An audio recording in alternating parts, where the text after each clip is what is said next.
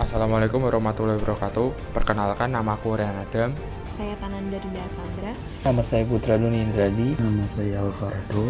Dan saya Hilal Panci Badar dari kelompok 12 yang akan memaparkan tata urutan atau hierarki peraturan perundang-undangan di Indonesia.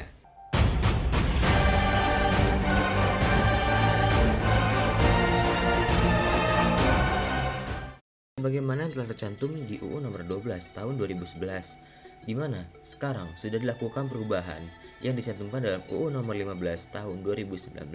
Kita dapat mengenali lebih jauh jenis-jenis peraturan perundang-undangan di Indonesia beserta tata urutan dan hierarkinya.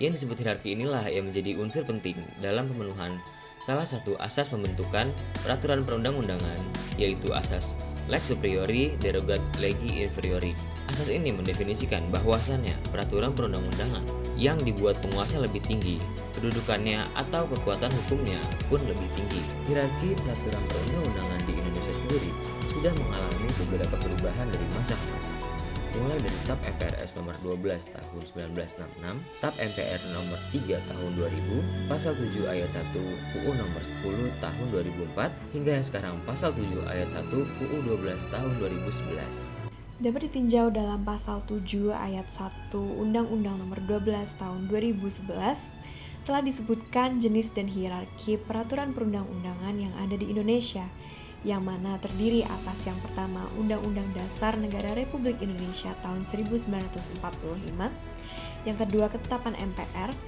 yang ketiga undang-undang dan atau peraturan pemerintah pengganti undang-undang, yang keempat peraturan pemerintah, yang kelima peraturan presiden, yang keenam peraturan daerah provinsi, dan yang ketujuh atau yang terakhir peraturan daerah kabupaten dan kota.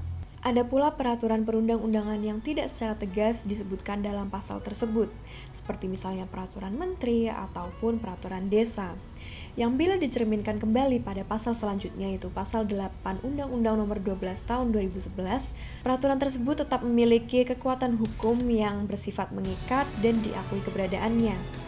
Jenis peraturan perundang-undangan yang dimaksudkan dalam pasal tersebut adalah peraturan-peraturan yang ditetapkan oleh MPR, DPR, DPD, MK, MA, KY, BPK, BI, Menteri, Badan, Lembaga, ataupun komisi yang setingkat seperti undang-undang atas perintah undang-undang, DPRD Provinsi, Gubernur, DPRD Kabupaten atau Kota, Bupati atau Wali Kota, Kepala Desa, dan atau yang setingkat. Selanjutnya, UUD 1945, TAP MPR, UU dan Perpu memasuki perundang-undangan yang berada pada urutan pertama pada hierarki UU nomor 12 tahun 2011 adalah Undang-Undang Dasar Negara Republik Indonesia tahun 1945, yang mana pada peraturan perundang-undangan yang memuat hal seputar hak asasi manusia bagi setiap warga negara, prinsip dan dasar negara serta tujuan negara, dan lain sebagainya. Dan yang berwenang dan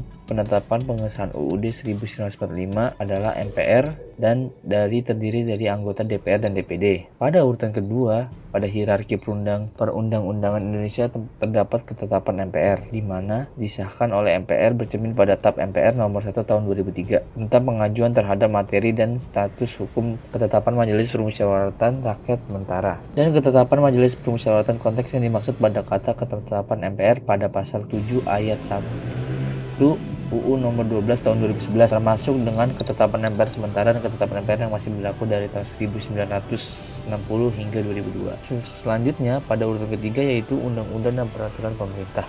Nanti undang-undang prosedur penetapan sebuah UU diawali dengan penyetujuan rancangan UU oleh DPR bersama dengan Presiden, yang lalu diserahkan kepada Presiden untuk ditandatangani dan atau disahkan menjadi UU dalam jangka paling lama 7 hari setelah persetujuan bersama. Sedangkan Perpu sendiri adalah peraturan undang-undang yang disahkan Presiden. Lalu, di urutan keempat dalam hierarki peraturan perundang-undangan menurut UU nomor 12 tahun 2011 yaitu peraturan pemerintah yang ditetapkan oleh Presiden, di mana pada peraturan perundang-undangan ini memuat materi dalam menjalankan undang-undang sebagaimana mestinya.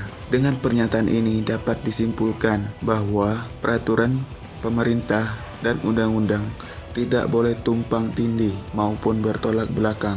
Dan di urutan yang kelima adalah Peraturan Presiden. Peraturan Presiden yang biasa disingkat Perpres adalah peraturan perundang-undangan yang dibuat oleh Presiden dan ditetapkan oleh Presiden untuk menjalankan perintah peraturan perundang-undangan yang lebih tinggi atau dalam menyelenggarakan kekuasaan pemerintahannya. Materi muatan peraturan presiden adalah materi yang diperintahkan oleh undang-undang, materi untuk melaksanakan peraturan pemerintahan, atau materi untuk melaksanakan penyelenggaraan kekuasaan pemerintahannya. Dengan pernyataan ini, dapat disimpulkan bahwa Perpres atau peraturan presiden dibuat agar presiden tidak serta-merta dalam kekuasaan pemerintahan yang dipegangnya atau yang dijalaninya.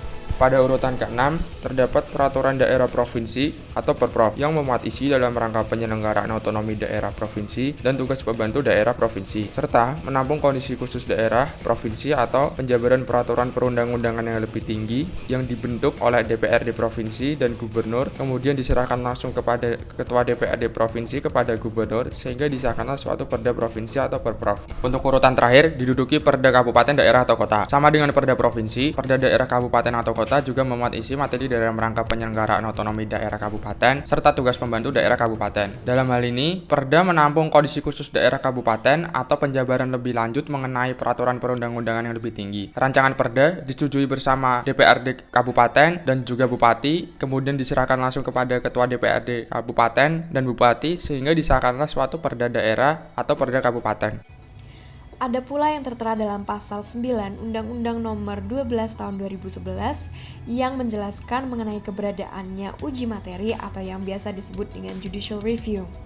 Pasal ini menjelaskan pada ayat pertama akan keberadaan atau dilakukannya suatu pengujian bila terduga adanya suatu pertentangan dalam undang-undang dengan Undang-Undang Dasar 1945 yang pengujiannya dilakukan oleh Mahkamah Konstitusi. Dan pasal kedua dijelaskan pengujian dengan dugaan pertentangan suatu peraturan perundang-undangan di bawah undang-undang dengan undang-undang sendiri yang mana diuji oleh Mahkamah Agung.